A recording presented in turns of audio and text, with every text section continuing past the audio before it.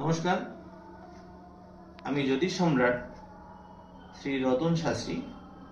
আমাদের জ্যোতিষ জগতের যে 12টি রাশি রয়েছে সেই রাশি সম্বন্ধে যেমন মেষ, বৃষ, মিথুন, কর্কট, সিংহ, কন্যা, তুলা, বৃশ্চিক, ধনু, মকর, কুম্ভ, মীন, এই যে 12টি রাশি রয়েছে, এই 12টি রাশিতে মানুষ জন্মগ্রহণ করে।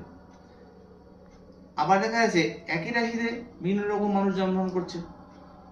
সেই সব মানুষদের ধারণা যে আমাদের রাশির ফল মানে সম্পূর্ণভাবে একই রকমই হবে।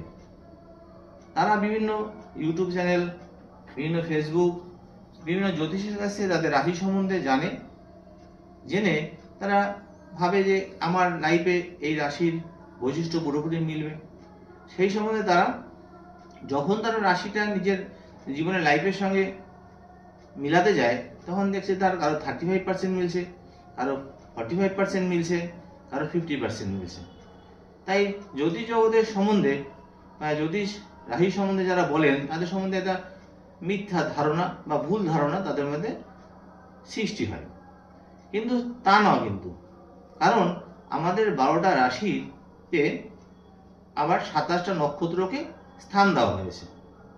তাহলে 12টা রাশিতে 27টা নক্ষত্রকে স্থান দেওয়া হয়েছে, প্রত্যেক রাশিতে 3টে করে নক্ষত্রকে স্থান দেওয়া হয়েছে। কিন্তু আমাদের নক্ষত্র রয়েছে তো 27টি। তা 12টা রাশিতে 3টে করে নক্ষত্রকে স্থান দেওয়া হলে 36টি নক্ষত্রের প্রয়োজন হবে।